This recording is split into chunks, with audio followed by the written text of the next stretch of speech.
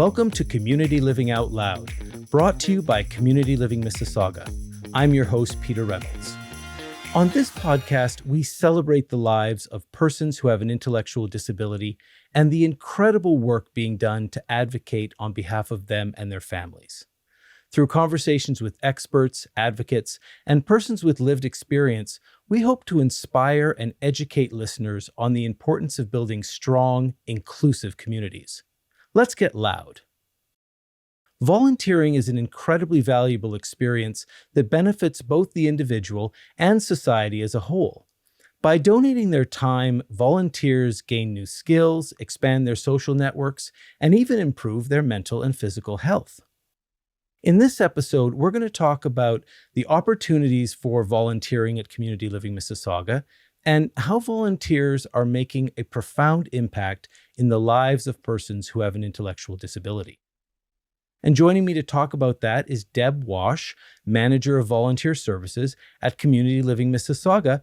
Welcome to the podcast, Deb. Thank you, Peter, for having me. What an advocate for volunteer engagement. You should be one of our professionals. Well, thank you very much. I'm really looking forward to this conversation because I think, volunteers are the lifeblood of organizations like Community Living Mississauga, but I don't think necessarily everyone knows as much as they could, about the opportunities that exist. That's true. Hopefully this will help Deb, today. So Deb, maybe we can start with just telling us how many volunteers you have at Community Living Mississauga. That's a good question. Thank you, Peter. Before COVID, we were edging up somewhere around 350 to 400 volunteers a year. But of course, we took a hit during COVID. And I would say, Peter, that approximately 90 to 100 volunteers stayed faithful to us during that time. And of course, we're reopening things now, and we're certainly hoping to rebuild our volunteer network. What are some of the roles that volunteers play in the organization? Oh, there's so many things, Peter. They certainly complement the role of our employees. So let's start with our board of directors. They are all volunteers. There are people on our board of directors who are professionals, who are family members of people who have an intellectual disability. They are people who have an intellectual disability, and they're concerned citizens in Mississauga. So that's a start. Then we have committees. We have fundraising committees. We have a rights review committee. We have several different fundraising committees. We have corporate volunteers who come in and support us with spring and fall cleanups at the 30 plus residential homes that we have. We have volunteers who do individual work in the many different supports we have across Community Living Mississauga. So there are many, many roles for volunteers at Community Living Mississauga. How integral would you say volunteers are to your organization? Well, let's start with our mission. Our mission is to meaningfully improve the quality of life for people who have an intellectual disability. And our employees cannot do that alone. And so we really believe that volunteers complement, as I said before, the work of our employees. And in doing so, more people's lives can be improved through the work of volunteers and student placements. I'm also responsible for student placements. So between volunteers and student placements, we could not do as much to improve the quality of life for people that we support. In the introduction, I touched on some of the benefits to the individual when it comes to volunteering, whether it's personal growth or expansion of social networks. What are some of the other benefits that volunteers get when they participate? Well, you did an incredible introduction. There are so many benefits to volunteering. I'm just looking down at my notes because I don't want to miss any. We have a lot of young volunteers. When I say young volunteers, I mean anywhere from the age of 15 to about 30.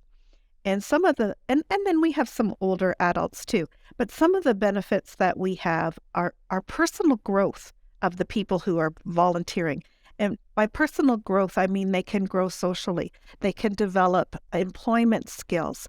They can develop social skills, interpersonal skills. A lot of the volunteers talk about transformational experiences. Very, very shy, very, very shy people who start with us in maybe grade 10 or grade 11 or first year university, and then just blossom as they become volunteers. Physical, as you mentioned, physical, mental health improves. Research has shown that the more connections we have, the more volunteering we do, the healthier, the happier, the longer our lives will be. I have family members who suffer from anxiety and depression, and I know for a fact that volunteering lifts those moods. And we are dealing now with a society that's inundated with mental health issues, and volunteering helps. Helping someone else helps yourself. Improving your confidence, improving your speaking skills.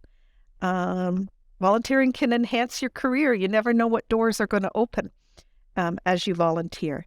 And of course, volunteering is fun and can bring lots of friendships and fulfillment to your life. I mean, I could go on and on. There are so many benefits to volunteering. And I hope people re-enter the volunteer force again. Yeah, I know for myself, I'm starting to see it from both sides of the spectrum, in the sense of my mother, who's in her 80s. And when she was volunteering at the school, it's an opportunity for seniors to, work with young people, and get that energy back, that sort of youthful energy, when they're working with young people, and also seniors helping seniors and working. So Absolutely. So many opportunities to get out there, to get back in the community. And then on the flip side, my son is just turned 14, so he's starting high school next year. And so now, of course, top of mind is his volunteer hours. But I know from his personality that he's not aiming for 40. 40 is not the maximum that he's thinking about. He's really, somebody who wants to give back. So it's very interesting to see, from those two perspectives, two very different volunteers. Both good points, both valid points, Peter. I have a mother who's 88, who's volunteering at the Milton Prison. And then I see the benefits of young high school students doing 200 plus hours and gaining a wealth of experience that makes them even more desirable for our post-high school education. We all need real life experience. So both good points. So what volunteer opportunities are currently available at Community Living Mississauga? Well, thank you for asking. We right now are looking for volunteers for our day supports. That's working with adults who have an intellectual disability.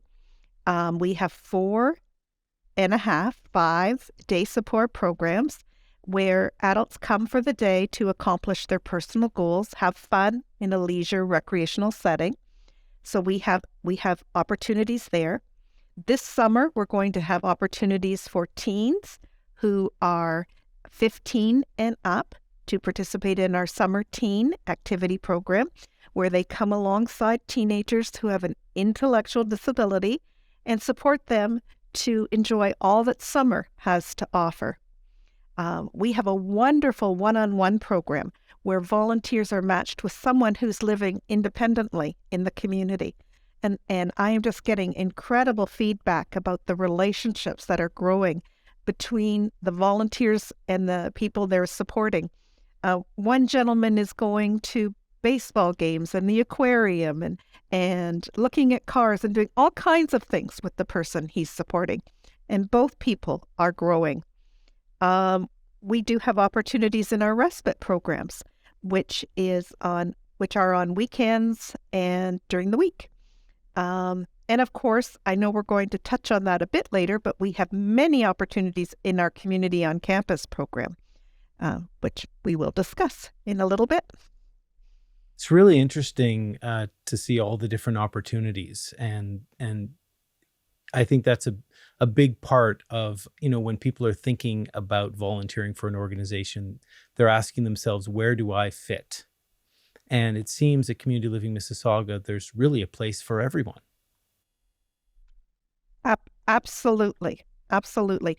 So when I meet people, I get to know them and I figure out what skills they have and also what their personality's like and what they want to accomplish. That's even bigger. What do you want out of this volunteer experience? And so once I learn all those things, then I put them in a role that I think that will be a best fit for them. That's really interesting. This idea of what essentially do I want to get out of it? Because I think, there's the altruistic nature of volunteering. You want to help the community, but it's not unfair to say, what is it that you're looking for as well, to make you a better fit. And I would assume that the better fit you are, the longer term you're going to be with the organization.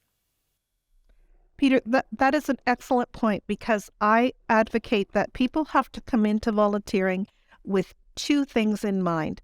One, how am I going to give back to my community? I want to give back to my community.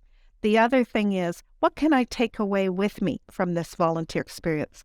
And when people have both things, then they are more committed, volunteer, and they tend to stay with us a little longer. And I was struck by what you mentioned with your day programs when you're pairing up individuals or in the respite program, that both individuals are taking something away. And I can absolutely see that with a diverse volunteer force, if we want to call it that they're learning from the person who has an intellectual disability and that lived experience, but they're also learning from them. So whatever cultural background they happen to be from, and it could be different week to week, or it could be different year to year, but they're also learning and experiencing different lived experiences. It isn't that what inclusion is all about, Peter, that we learn from each other. And I have to tell you that I have learned some of the biggest lessons in my life from people who are the most vulnerable. Lessons about friendship, lessons about how we all need the same things in life, to be valued, to be respected, to be loved. Those things are all in all of us. I wanted to touch on, commitment and loyalty and sort of building that, within your volunteers. And going back to what you talked about during COVID, when all day programs ended.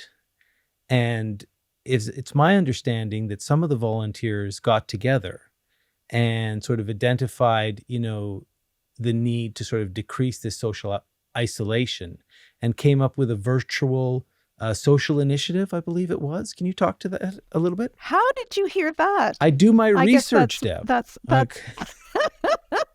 well, you are doing a good job. So, Peter, that is excellent because the partner you're going to be introducing in a few minutes, the people who did this. So let me try and say this concisely. A group of UTM students, community on campus students, which we will talk about shortly, got together as a group and supported us in putting together a virtual platform and coming up with virtual ideas so that people we support would not remain isolated during COVID.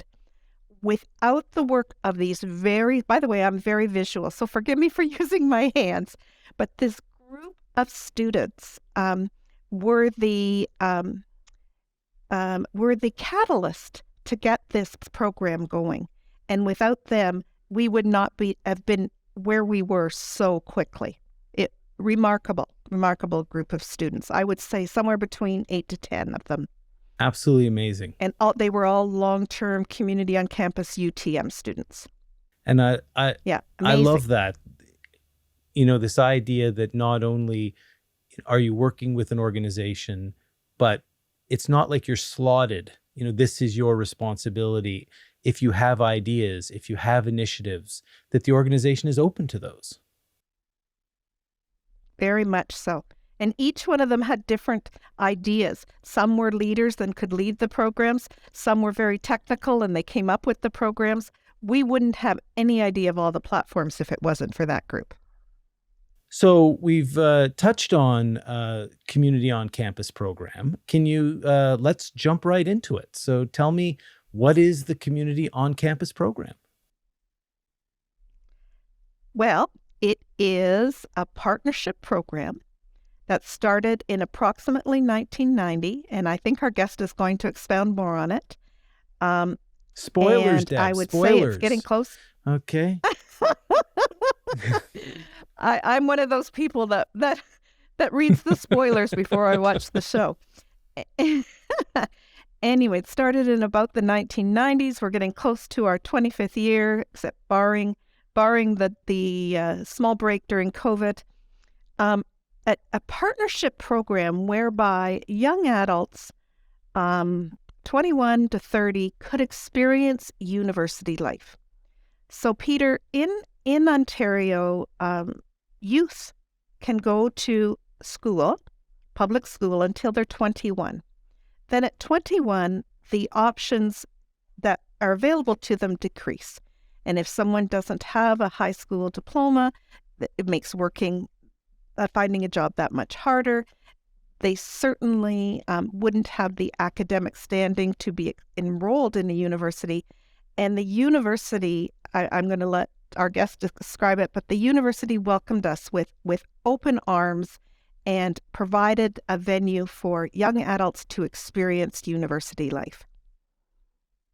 That's absolutely amazing. And I definitely wanted to get into more detail about that. So it's a perfect segue to introduce our featured partner for this episode. And he is Mark Overton, who is a Dean of Student Affairs and Assistant Principal Student Services at University of Toronto Mississauga. Mark, welcome to Community Living Out Loud. Thanks. Really happy to be here. Mark, can you tell me a little bit more about your role at the university? Sure. Student Affairs offers programs and supports outside of classes that help students succeed. So we are offering things like accessibility services, recreation, athletics and wellness, health and counseling, career services. We would say all the good things that happen outside of class that support a university student's success. I want to get into the weeds when it comes to what this program is all about. But first, why did the university decide to partner with Community Living Mississauga on their Community on Campus program? Like Deb mentioned, it's been a long-time partnership, about 25 years in service. So I actually wasn't here right when it started, but just shortly after joined the university. But it blossomed out of a specific program we have in psychology called Exceptionalities in Human Learning. And so our students and faculty members were looking for experiences that really built meaningful learning experiences with different members of our community surrounding UTM. And that's kind of how the discussions first started. Could something like this happen? There were a few models in Canada where intellectuals with intellectual disabilities found opportunities to learn in a university environment, and we were an early adopter of that model, and it's blossomed, grown, expanded ever since. So break it down for me. How does the program work? Sure. I'm using the big we here. We, UTM and Community on Campus, recruit students who then are partnered with individuals with intellectual disabilities in kind of normal, everyday activities that might occur on a university campus. So you might see a group of students and participants together playing cards or working out at the gym or eating a meal together. Sometimes you would even find them sitting in and auditing a class with a student. And it's to really provide a welcoming and inclusive experience on campus. And that's one of our core values. We believe we are a really community-connected campus, and this is a great example of how we can deliver that. So in terms of, an individual wants to be part of the program, will get paired up with a student. Is it a one-off? How long does it last? Any more, a little bit more I'll give you the minimum commitment, but let me start by saying almost all of our participants far exceed the minimum. So what we ask from students up front is that they provide 1 hour a week to connect typically with one participant from Community Living Mississauga throughout the duration of one semester. So really that's only about 20 hours that we're asking for as the starting commitment. But what we see is that students are really willing to give more time than that. They see the benefits for themselves and for the participants. It's a joint benefit. And they tend to stick with us not only for those 20 hours, but to go multiple semesters, sometimes multiple years, and multiple hours per week. So students love it. They really do. And kind of one piece of evidence of that is it's been a bit difficult restarting after the pandemic, but the recruitment network of simply students seeing other students taking part in these activities just tends to multiply the group of volunteers that we have available, student volunteers. I was going to say, what is it that keeps the students coming back, do you think? It's both there is an academic component to it. So we're trying to provide ways to weave students' academic learning and critical thinking with their social and emotional development. So there's that strong core element that we believe provides real experiential learning for our students. But at the heart of it, it's really about this connection and this sense, this belief in the importance of inclusion. So our students really are dedicated to trying to make these real meaningful connections. It's not just a volunteer experience where you're clicking the hours toward what you want to achieve while you're here. That may be what lures some people in to start. But I think very quickly, particularly with this program, they really find themselves engaging in an emotional, not just an intellectual way. I believe real, true friendships form out of this experience. That's what our students see and feel, and I think that's what the participants see and feel, so that the sense of belonging in both groups really grows and intertwines. And, we've got from friendships and, that sort of, strengthening of, community and diversity and understanding of sort of the larger community. Can you think of any other benefits that students from participating in this program? Well, let me maybe go two different directions with it. The university always tries to recognize students, volunteers, and it's important to us. It's because we know it helps them develop. So for students, for example, they get recognition on our, it's a non-academic transcript, a record of their engagement in other activities, leadership opportunities, volunteerism. So there are things like that are kind of tangible, documentable benefits. But I really do think the main benefit is the friendships that they build, and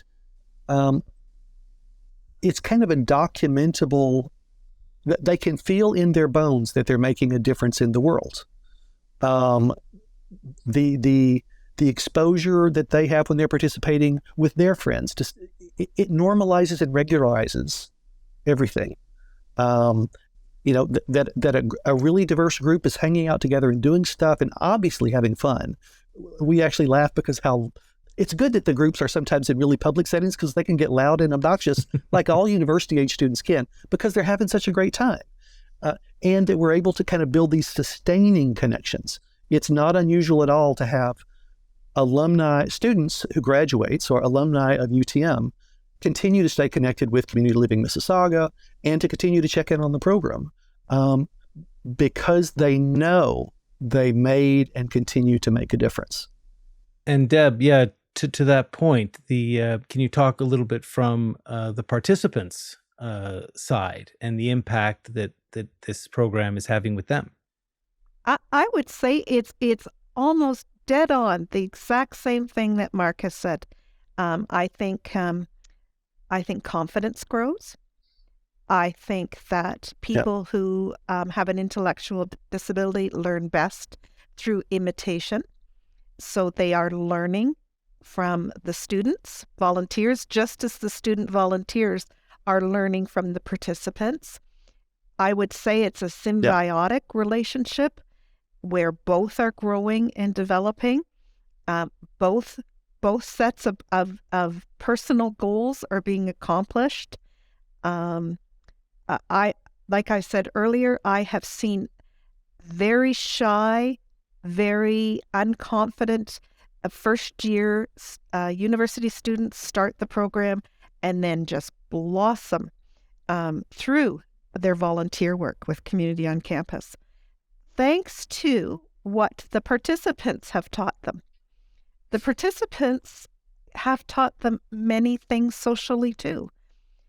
We have one young volunteer who won a Peel Award last year, a Leader of Tomorrow Award. She spent 5 years volunteering at Community on Campus, and not that we think that any one profession is better than another, but she's gone on to be a medical doctor, and we're very proud of her.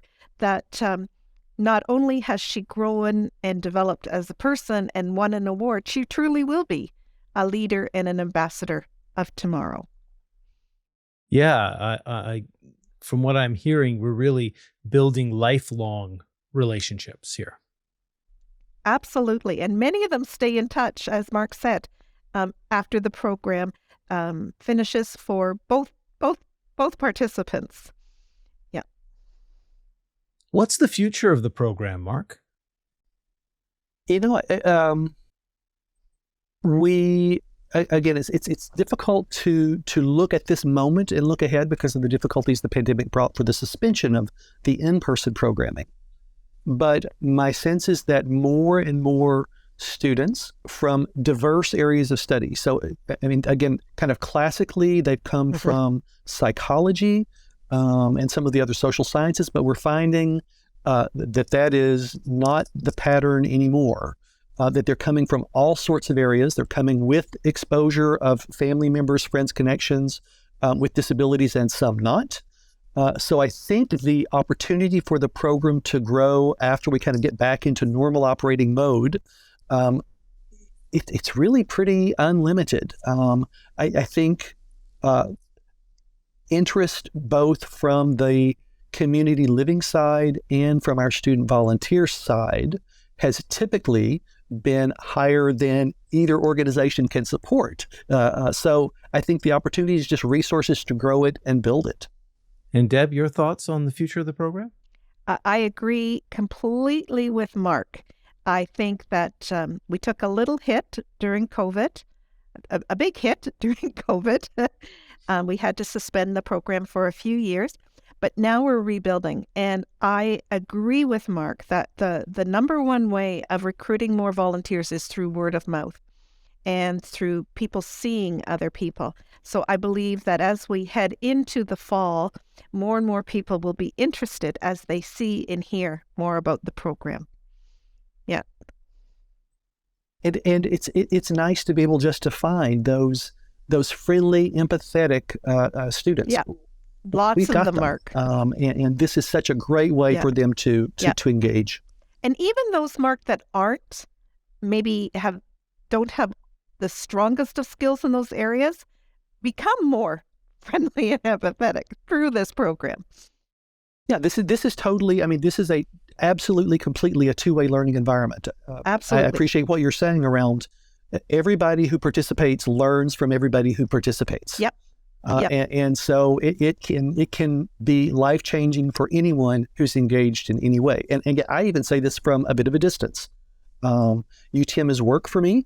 But this is one of the programs that I brag about when I don't need to be bragging. We're proud that we're able to do this. And we hope that some of the exposure that it gets from things like podcasts, from some of the academic papers that have been written about it and presented, that we can inspire other campuses to pursue similar models. There are nice variations across Canada in how this is delivered. And if we can inspire more campuses, colleges and university campuses that aren't doing it to pick this up as an option, wow, what a fantastic additional outcome. Mm-hmm. Absolutely. That's very true. And I want to add, too, that our UTM volunteers, not exclusively, but are great ambassadors for Community Living Mississauga and all our different supports. Many of the people who graduate from UTM will go on to be community professionals, community leaders, and they are aware of the supports and services that we have. And they're advocates for inclusion.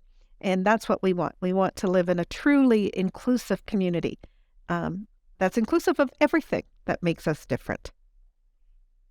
Absolutely. And that's a great call to action, Mark, for other university campuses out there to hopefully be able to use this as a model for their own programs. I'd love to end by asking the two of you if you're speaking directly to viewers, someone's watching this now, and there are so many great causes out there, so many organizations, limited time, both for individuals, but also for students. Why this program? Why Community Living Mississauga? Deb, maybe I'll start with you. That is a really good question, Peter. The reason I say that's a good question is because what I hear from our volunteers is that whether they have enjoyed volunteering or not enjoyed volunteering, most of the time it's enjoyed, they say that it is the most life-changing thing they have ever done. So that is what I would say to people who are listening. This will be an incredible life experience. You will learn more about yourself, and you will learn more about inclusivity.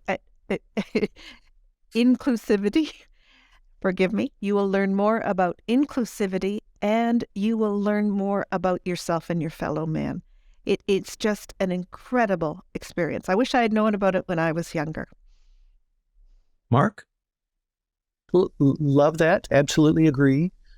I love that it's kind of this full circle learning experience. Some volunteer opportunities don't offer this level of kind of engagement where everybody's learning from everybody.